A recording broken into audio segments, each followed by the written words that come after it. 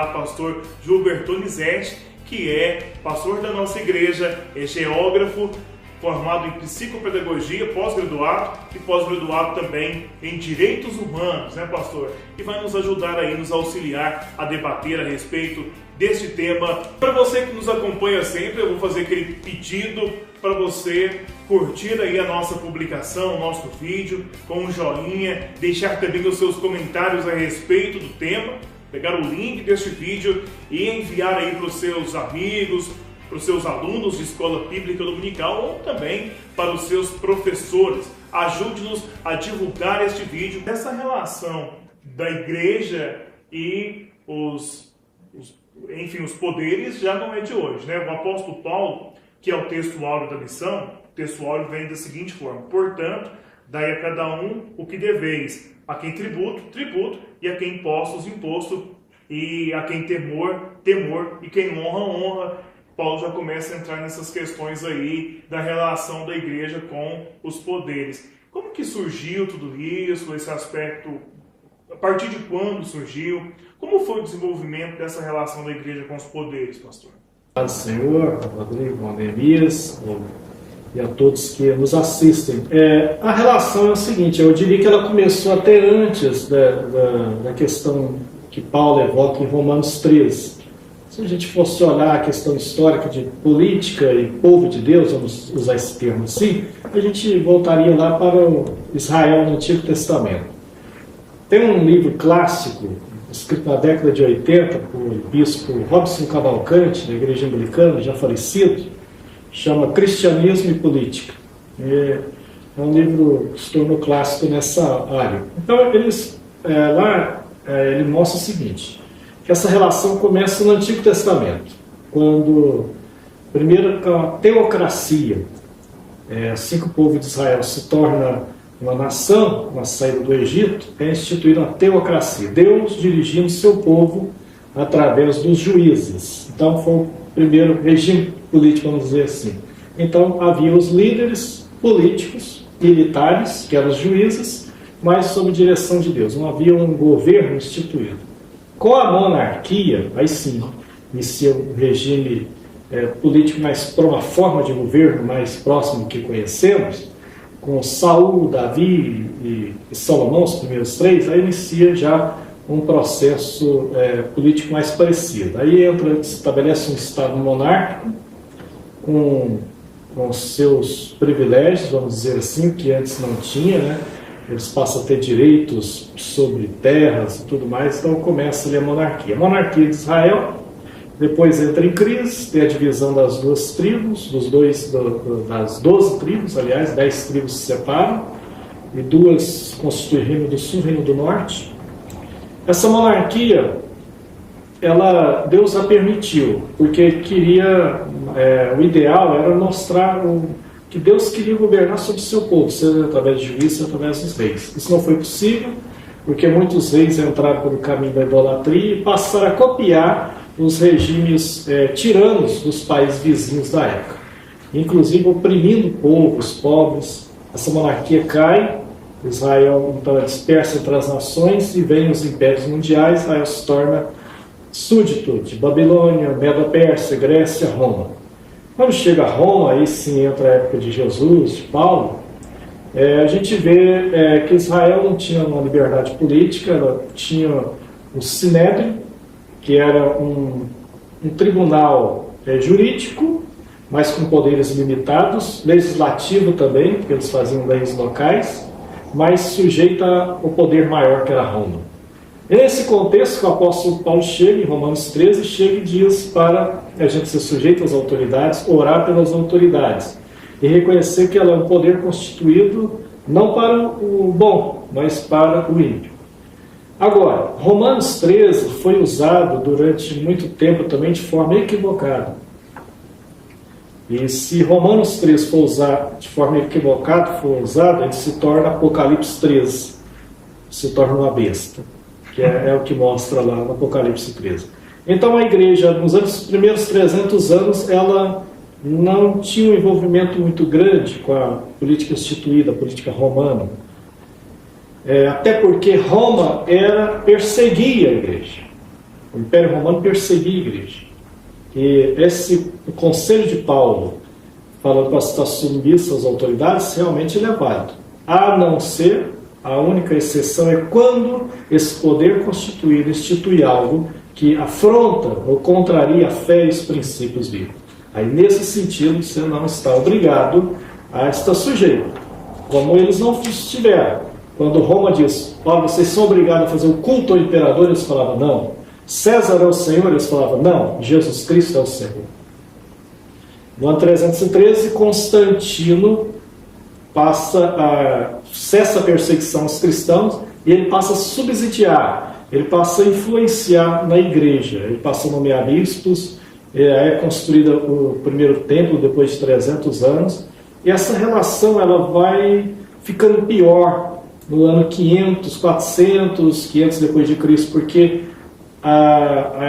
começa a surgir não mais uma forma de cristianismo, mas chamada cristandade. Mas só interromper o senhor para entender, então a partir de 300, a partir de Constantino, a igreja e o império, a monarquia, ou a igreja e os reis se aproximam, ou a partir de 500? A partir de 300. A partir de 300 já tem essa junção poder e igreja, né? Fica pior com o surgimento do papado no século V depois de Cristo.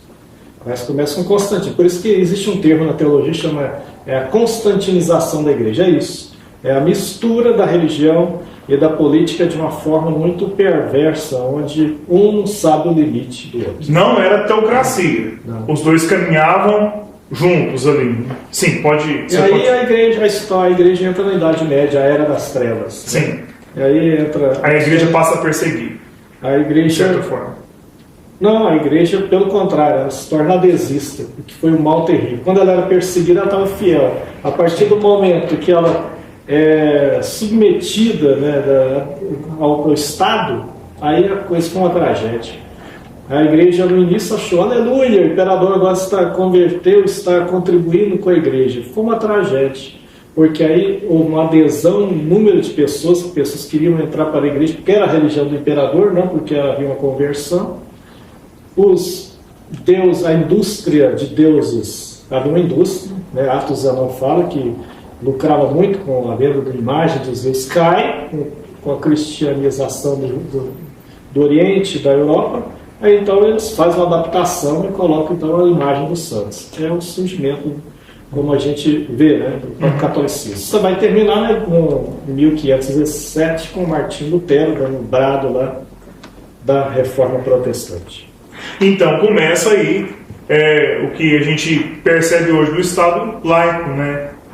O poder, a igreja, pode-se ter as diversas religiões no país, elas trabalham, elas existem, elas coexistem, mas sem interferência. Seria mais ou menos nesse período essa ideia do Estado laico ou foi depois? Foi depois. Nessa época, é claro que separou-se um pouco, mas, por exemplo, o protestantismo, nem em todo lugar ele é Estado laico. Ele tem separação entre igreja e Estado. Pouca gente sabe, mas, por exemplo, a Noruega, um país do primeiro mundo, maioria protestante, e lá o rei é o chefe de Estado. E lá a religião predominante é o luteranismo, a igreja luterana. Mesma forma na Suécia. Então, a Suécia, só no início do século XX, começou a fazer a separação entre igreja e Estado. A Alemanha, ela tem uma relação meio diferente aqui do Brasil sobre a igreja e Estado. Por exemplo, a igreja luterana e a igreja católica, que são as duas maiores igrejas na Alemanha, recebem subsídio do Estado. Na Noruega, na Alemanha e na Suécia, os pastores então dessas igrejas, como os padres, são funcionários do Estado.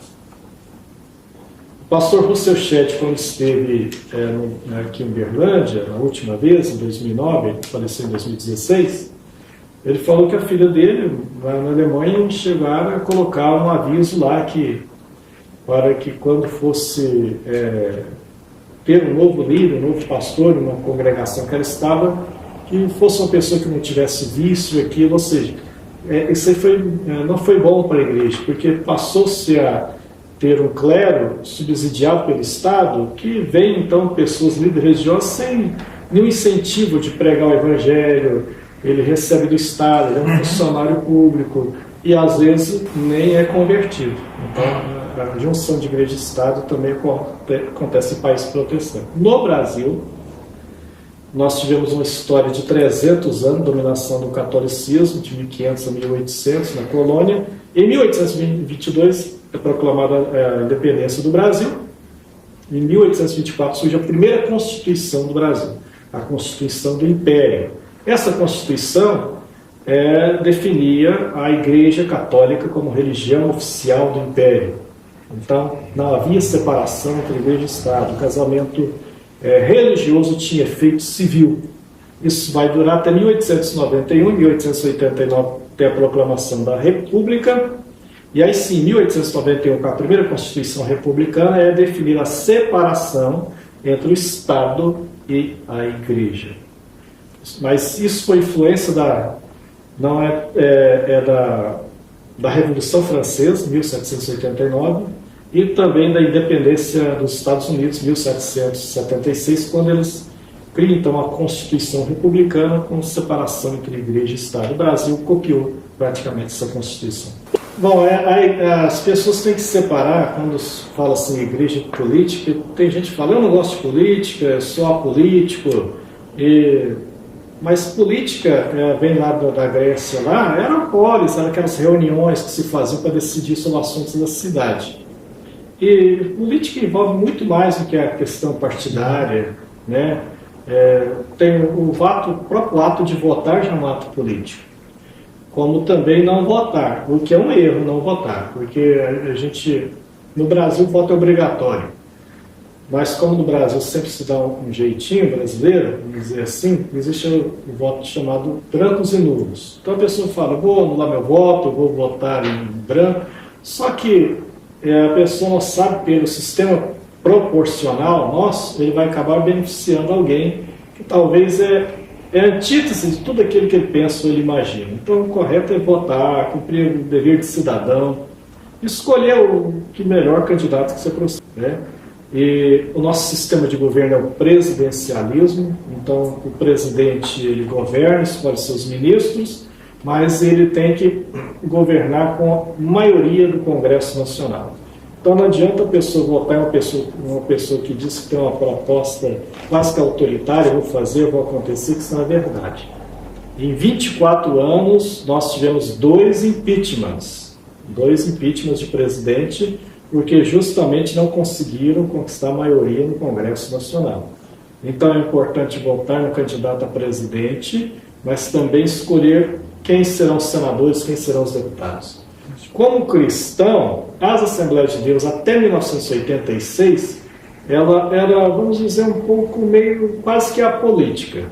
Ela vinha da teologia pré-milenista, né? Então se anunciava, não vamos eleger ninguém, Jesus está voltando, e política é algo sujo. Esse era o conceito até quase que 30 anos atrás. Então surgiu a própria escolarização dos membros da igreja, o próprio entendimento que a igreja ela é um organismo espiritual, mas ela também é uma entidade. Ela também é uma entidade, é uma instituição, e como instituição ela tem que ter CNPJ, como instituição ela também tem trabalho social, que ela faz como igreja, mas a Constituição de 88 proíbe o Estado, o governo, a passar subvenção, verbas para entidades religiosas como igreja. Então aí é criado as ONGs, terceiro setor, como no caso aqui na nossa igreja temos a Fundação Filadélfia, que assim, essas organizações então ajudam no sentido social, né, de ajudar as pessoas. Isso é necessário. As pessoas pensam, não, mas lá na igreja primitiva era assim. Sim, na igreja primitiva é bom que lembre que não tinha INSS na época, não tinha amparo nenhum, né? Nós vivemos um momento diferente. Só se for complementar, os cristãos também ofertavam com maior amor, eles davam tudo que tinham. Então, hoje em dia essas coisas não são bem assim, né, pastor? E até essa oferta tem que ser também analisada à luz da palavra, porque a gente fala, lê Atos 2, eles vendiam e tinham tudo comum, mas isso foi só em Atos 2. Porque em Atos 6 isso aí já deu problema, né? A questão das viúvas. E a partir de Atos 8, desaparece do livro de Atos. Ou seja, foi uma experiência que não deu certo. Você não vê isso nas epístolas, ninguém falando isso. Exatamente. E nem no restante do livro de Atos. Foi uma experiência inicial e bem no início mesmo, que não complicou e não deu certo, não. Agora, a igreja pode ter candidatos? Sim, não só pode como deve. Nós, como cristãos, a gente tem nós temos ideais, nós temos conceitos, temos que pensar em representações, sim. O Congresso Nacional representa o povo. A nossa democracia, ela é democracia representativa. Então, eu não posso formular uma lei, mas eu posso eleger um representante, e esse representante, são 513 deputados federais, 81 senadores, eles farão as leis. Podemos fazer propostas, né? E se a gente se omitir disso, outros grupos colocarão seus representantes, suas ideias, suas ideologias e votarão. Eu quero, em primeiro lugar, agradecer a oportunidade de estar aqui pela segunda vez. Muito obrigado pelo convite, a oportunidade. E quero dizer para todos o seguinte: não deixe de votar. Vote consciente, vote naquele candidato que você... O ideal, como cristão, seria votar em um cristão, sim, desde que ele, é claro, seja ficha limpa, porque infelizmente tem alguns que não são, nesse você evite votar.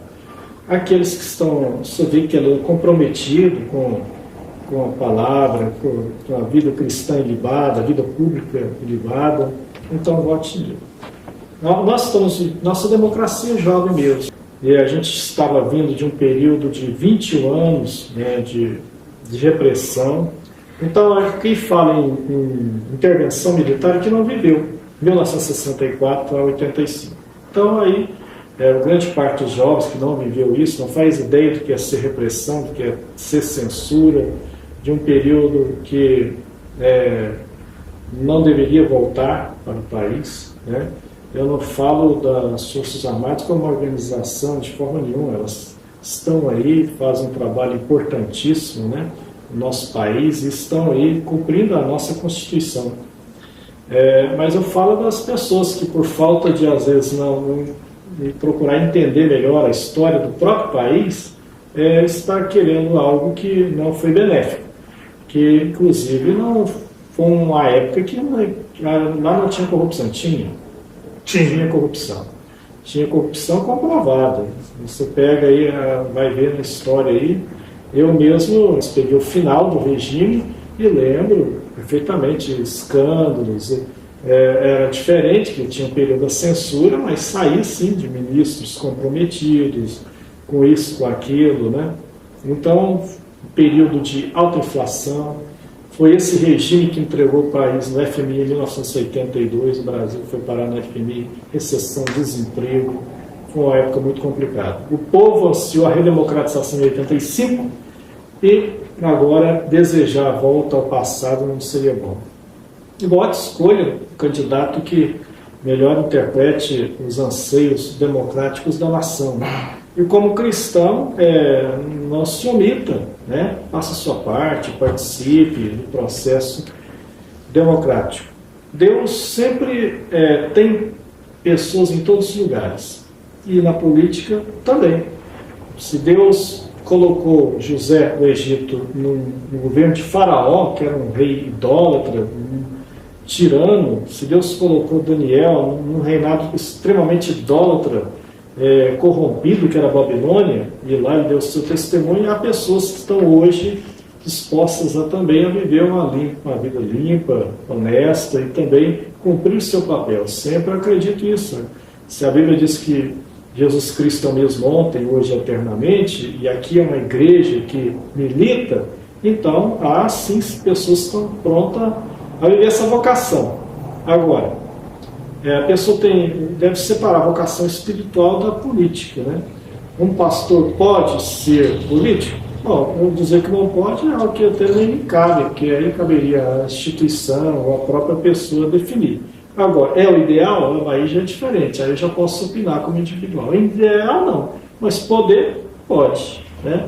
Há, inclusive, pastores, nossa denominação, de outras estão no Congresso Nacional. O ideal é que seja uma pessoa que tenha vocação política, né? Seja ele membro da igreja, diácono, presbítero.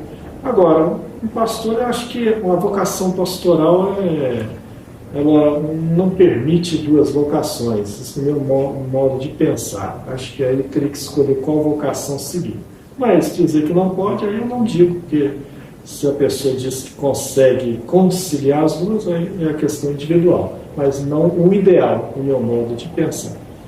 Então, saiba definir, né, Sr. Walter, o Estado é laico, mas ele é laico assim. O Estado laico não significa Estado ateu, porque existe Estado ateu, de regimes como da China, da Coreia do Norte, de Cuba, é Estado ateu ali, ele é diferente. O Estado laico, ele simplesmente não significa que não tutela uma religião oficial, ele é neutro.